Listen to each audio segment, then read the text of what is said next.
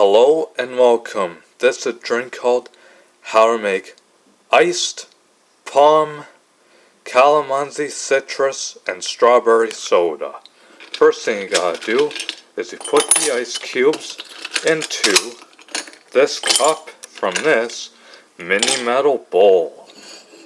And then after that, you add in the calamansi citrus and strawberry sparkling water and you pour it into this cup, and then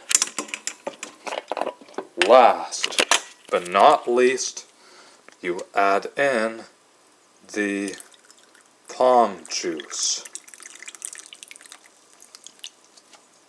into this cup. And there you go, folks.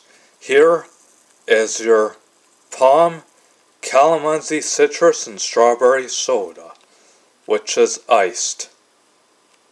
And there you go, folks, again. Here is your iced Pom Calamansi Citrus and Strawberry Soda. Thank you for watching. Enjoy and have a good summer. Peace and cheers.